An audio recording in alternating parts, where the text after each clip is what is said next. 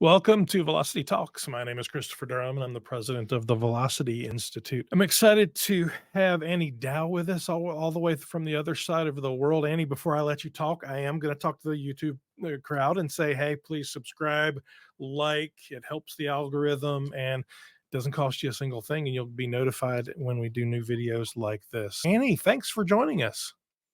Thank you for having me. It's a pleasure, really, to share my side of the story from my side of the world. Yeah, absolutely. Annie, first of all, and we'll talk about you first. Tell us where you are and what time it is there. Now, here it is when that we're recording at 5 o'clock in the evening.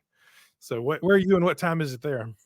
I'm in Auckland, New Zealand, which I guess is the largest city in the country, and it's currently 10 o'clock in the morning.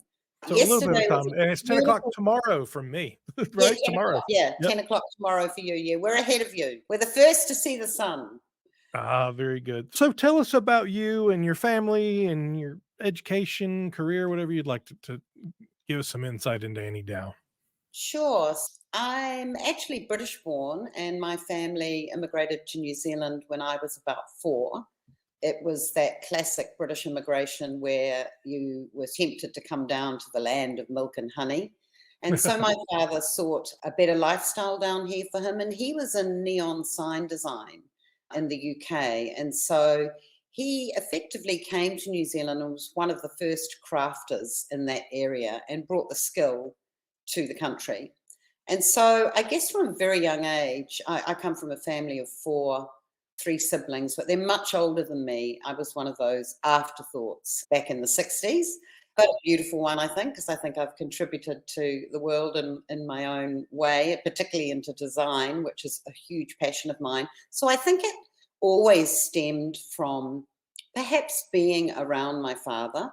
And he was a creative mix with engineering. So he was an interesting character, very much a people person. And he built a business where he made displays as well. So a lot of makeup displays, Polaroid sunglass stands, and all those kind of things with vacuum forming. So I learned the passion of 3D objects from a very young age, and also that art of blowing neon and working with neon.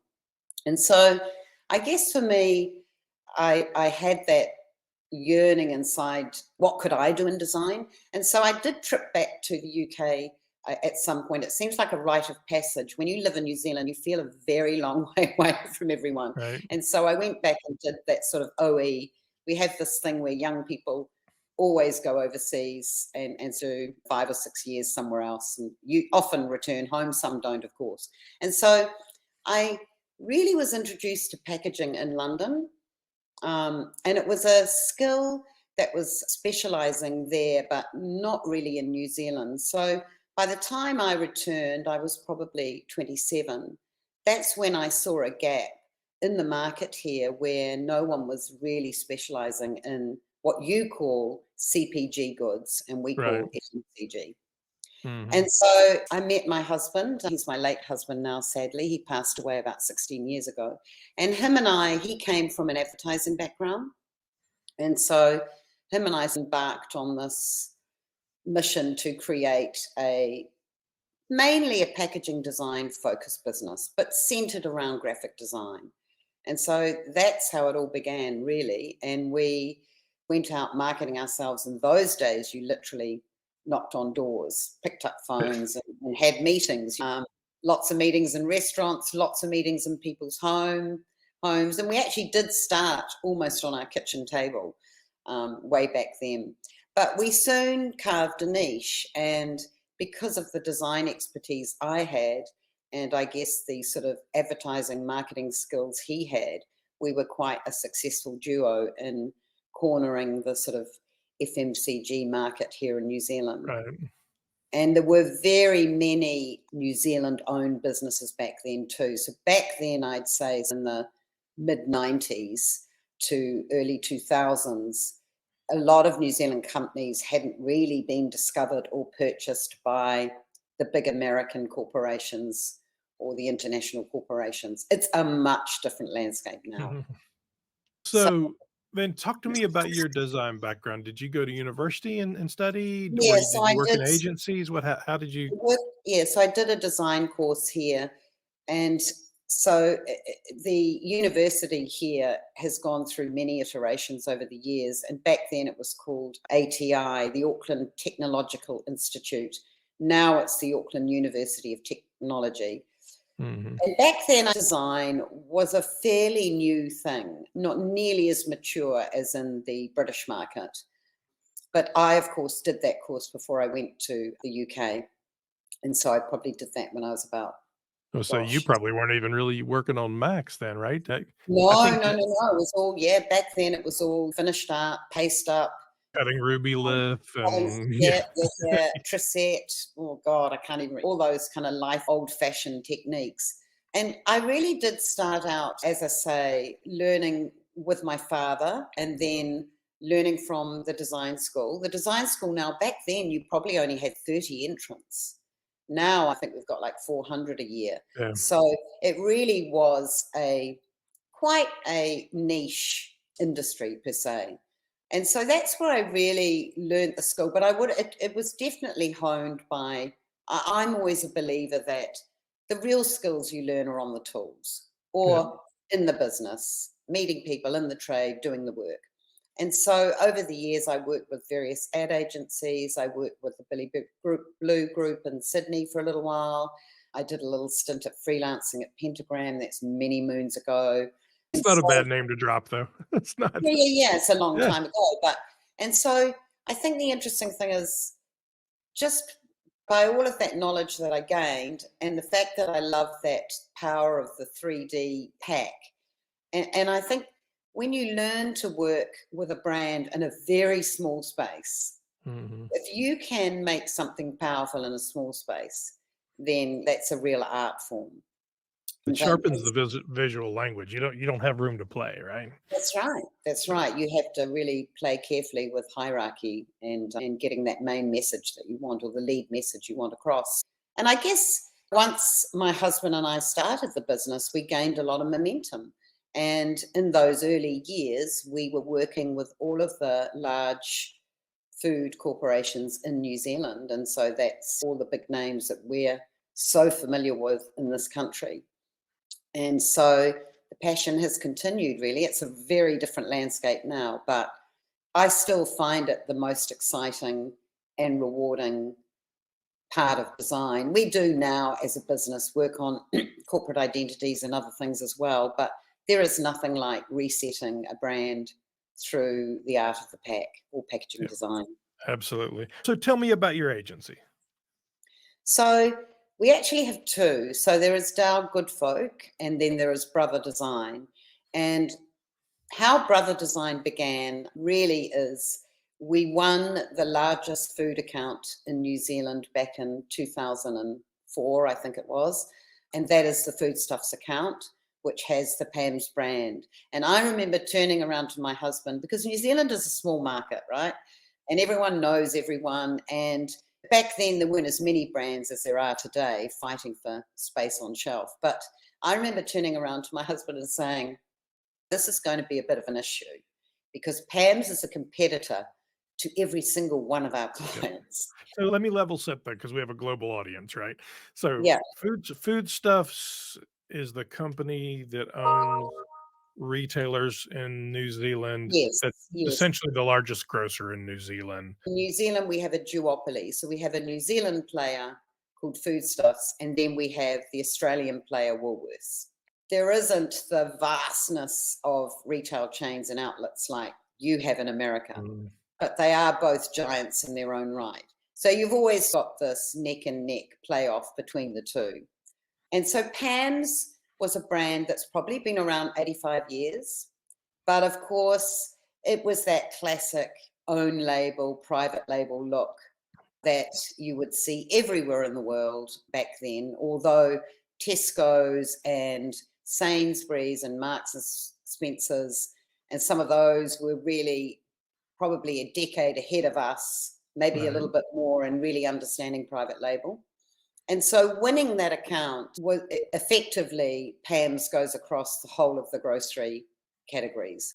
And so I turned around to my husband and I said, we really need to create a sister business for this, I feel. I think it would be prudent. and I think we start a whole new team. Of course, he jokingly said, "Oh, we can call it Brother Design," and we just really, it was as simple as that. And I hate to admit that, being a brand guru, that's how the name came about, but it literally was. Sometimes whim is just as good as anything. That's right. There was not a lot of process, but he set out to drive that business. It was actually going to be more him driving it and me driving the Dow side of the business, the other side of the business. And then when he passed away, of course, I took that under my wing. And so today we still have the two businesses. And today we still have the foodstuffs account. And we are blessed to have had that relationship for a good nearly 20 years, 18 years or so. We are intrinsically involved in working on private label and working on manufactured brands. So we get And the best so of both worlds. yeah, absolutely. And this obviously is how I got to know the Dow and the Brother team and various creative directors over the years and lots of fun and salespeople as well. When we started the Vertex Awards 10 years ago, I think the first year, and I'd have to go back and check the numbers, but directionally these are pretty close. I think we had about 95 maybe, and we gave out about, I don't know, 40 awards probably. And I think you guys had a third of them. Yeah, that was exceptional, really. And I think you're right, that is around the time that we did meet. I think what we did here in New Zealand, and as I say, New Zealand is a much smaller market, so we can be a bit more, I guess, agile, and we can try things, we can test things. What we did when we won that pitch, and I think this is the reason why we won the business back then, was we really looked at how could we make Pam's a household loved name? Because Mhm. really it was literally just a private label brand and not a lot of love. And so those designs that we created back then when we first won that, and did stand in the market for a good 15 years or 12 years. It's only really evolved in the last sort of 5 years, really. But we, instead of, a lot of private labels at that time were copying or mimicking the manufactured brand or their main competitor on shelf. And so what we did was we created a more iconic look for the Pam's brand that was individual in each category and Mhm. kind of pivoted against them and had a more emotive look to it, and more, we used a lot of illustration, and we made it far more characterful. And so that started to, people started to go, wow, Yeah, look at Pam's. This is a brand that's really standing for something. And so hence why I think with your Vertex Awards, we were like, we'll just enter as much as we can, because they really were a reverent design and absolutely. And kind of I'll tell ahead of, you, yeah, I Phil Russo and my co-founder that we did this with had done enough globally to know there was a lot more going on in the world. But I don't think we fully grasped how much was going on in the world because if you're sitting in America, Canada, the UK, the Tesco's and the Sainsbury's and all that, and maybe a little France, a little Carrefour, but that's it. Nothing else. Right? So to all of a yeah, sudden yeah. have this influx from New Zealand and Spain and South Africa Yeah, that were amazing. And honestly, I think I told you this a yeah, little. yeah. I really do say that a lot of those designs 10 years ago really set some of the trends for what we're seeing globally around category based design and even personality and illustration and irreverence a little bit. And such that now you see Kroger trying. Yeah, well, that's the interesting thing. They were category breaking. We would look out because we're so far away. So we would look to see what was happening in America and Canada and the UK. And it was very prescriptive back then. Yeah, So we were blessed to have a client that embraced this, because it does always come down to that relationship, doesn't it, with the client? You need to, absolutely. needs to be a collaborative process. And Foodstuffs is a very forward thinking retailer, and they have been ahead of the game on this, and they're always looking and seeking to see what they can do next and what they can do better. So to allow us to have that mandate to do something different in every category for them Could have been risky for them, but it really paid off. And so consequently, that brand has gone from strength to strength, where the consumer has now got an attachment with Pam's. And it Mhm. is seen as a loved household brand. People know that it's private label, but it's a brand in its own right. And they're just Yeah. going from strength to strength. They are really seen as the superpower of private label in New Zealand. Talk to me about a little bit about what the future looks like. As you sit there in New Zealand and look out at the world, what's the opportunity for private brand, whether it be design or quality or relationship or whatever? What's the opportunity that you see? You asked that at a really interesting time here in New Zealand, and I think globally. New Zealand is in a little bit of a recession at the moment. Mm, We have really felt the effects of the lockdown of our country. And I think that's rolling out slowly now. There's a little bit more buoyancy. But I yep. think for private label, with the pinch on the shopper's purse, and that is enormous in this country. Our food prices are really quite high. They are seeking better value. So they are, but they are still discerning, and so they are still obviously seeking quality as well. So I think there's a huge opportunity in this country with private label where they can build on the strength of everything they've built to date and make it even better in probably many ways, like you say, product premiumization. I think there's just lots of opportunity for them. There is, of course, you do have Woolworths with their own Mhm. private label as well, but there is less competition in this country. But I also think that does give them room to move and play and do so much more as well. So I think we're going to see it go from strength to strength. I'm not sure of the percentage now in the market. We're way behind America and the UK, or we used to be. So whether we're around 25% private label Mhm. now, I'm not quite sure, but it's definitely grown. I Yeah, think when we started, I think you're actually pretty close to what a lot of the US numbers are weird because there's just so many retailers that the little ones skew everything. So you have right, the Krogers and those guys of the world that are at like 28, 29%, and okay, yeah, then the smaller retailers might be down to 10 or 12. So, the power of math and averaging, it just kinda I think they say in the US, on average, you're at like 19 or 20%, so it's not whereas UK, you're north of 50 in a lot of retailers. yeah, yeah. They were the leaders. Am I right in that? Mm. Were Oh, they? yeah. Yeah, Mhm. yeah, yeah. So they started the movement per se. Yep, and they have done very well with it. Very good. Now, I know you have aspirations to do work globally and to continue to expand Oh, your we agency. We would always love that. I think we've created some really strong processes. All designers are going to say this, of course, I know that, Mhm. but we have over the years, and we have got some really good models, and we have what we call our 360 audit and a model that we've created for PAMS as well. But we have worked internationally. We have been working with an avocado client in America, and we have a dairy client in Uganda. And over the years, we have helps some private label companies in other nations. We did a little bit of work in Hong Kong. But Mhm. yeah, we've got aspirations always because I Mm. think we are a small nation and we just love, well, across my business and the team that I have, we just love to solve creative problems or solving problems for clients through creativity is probably a nicer way to Absolutely. put it. Yeah. And obviously building business for them. That's the best part of it. So, we always like to end up with the same 5 questions, and honestly, people generally will hang around and listen to the answer to the 5 questions, so we'll see what your unique, creative New Zealand answers are. So, question number Well, 1, I'll give it a nudge. give it a nudge. Question number 1, what's your favorite word?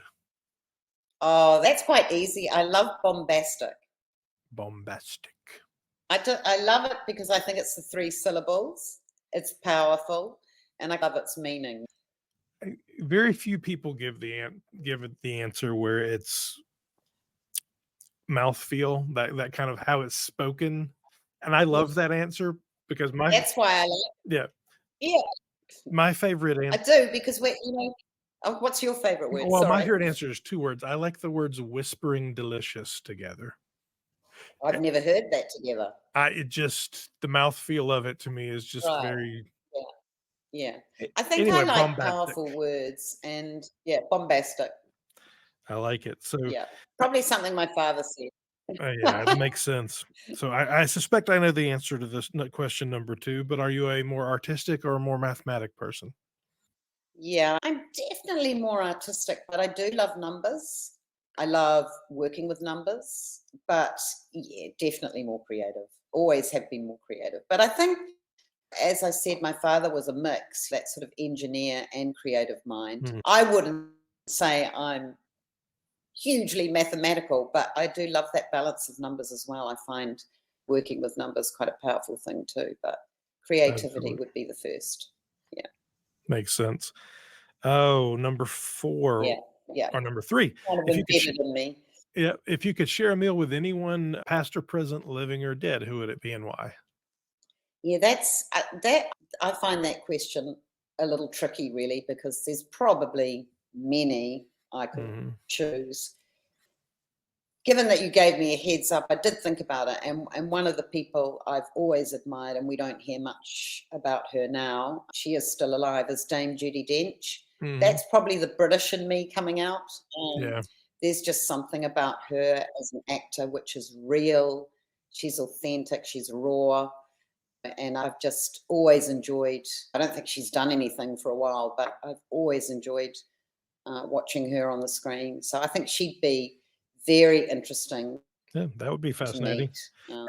She'd probably have quite a lot of opinions, I imagine. There's no right or wrong to that question. It's really just, insight into how you think. It's so number 4, what number 4 Sorry, I was just saying she Judy Dench would probably have a lot of opinions to share. and you're a designer, so designers are supposed to have opinions. That's what we pay you for, right? Yeah, So, yeah, that's right. Yeah, that's right.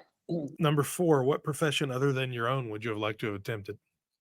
Crazy, but I think I would have liked to have been a pilot because I just love being up in the air, but not a commercial pilot in a big plane, nothing at all like that. But maybe a chopper or a helicopter or a little biplane or Mhm. something where you're not too high up, but you get that beautiful vista. There's something, I don't know, there's something always about that's fascinated me how you can get from A to B, but you have that beautiful view or that calmness along the way. So yeah, probably a biplane might be quieter than a chopper, but yeah, that's something I would have loved to have done. Yeah, that would be Maybe. and finally, question number 5, if you could speak to yourself when you began your career, what advice would you give yourself? Yeah, it's a good question, that isn't it? Because so much changes as you go through in life with business and as you mature and all those lessons you learn along the way. I guess one of the main things is that there is no perfection. I think as a young person, I was probably quite hard on myself, always seeking perfection, maybe seeking perfection for the client, perfection for me, or the way my team and how we might do things. So I think I've learned that rule, that 80-20 rule, where it's good enough. So yeah, I was probably tough on myself in that way, just trying to always strive to do the best I could in any capacity. But I think that has changed too as the world has changed. And it's funny really now that we've got all this social media because that's portrays perfection, doesn't it? But Mhm. it really isn't there. I can tell you So that would maybe be, yeah, that would probably be my one lesson. that's a good lesson. I know in the 1 or 2 times in my life where I thought I got to perfection on whatever it was, no matter how small, I got there and the line moved. So That's right. That's right. I think it's always endlessly in sight. It's never absolutely. attainable. Annie, thanks for taking a few minutes to chat. It's been great to catch up with you and learn more about you and your business. I always like to end with a little bit of commercial for the things that we're doing, we have coming up. For our viewers that may be in Chicago in November, we're actually going to do a cocktail party. We like to call it the Velocity Bold Bash. If you were there last year, you know it's a lot of fun, a lot of great networking. Come on over from Rosemont. It's across the street in King's Bowling, and have a drink with us. It's absolutely free, so please join us. You can go on and onto our site and register and RSVP there. In addition to that, in December, we will be doing our virtual State of the Industry event, also absolutely free, fielding some research. We'll have the folks from Circana and Damon also doing presentations, as well as I'm working on a few retailers to be on a panel. So please join us. That's free. You can RSVP on our site as well. Annie, thank you very much. It's been great having you on our show. Thank you. Likewise, it's been really enjoyable.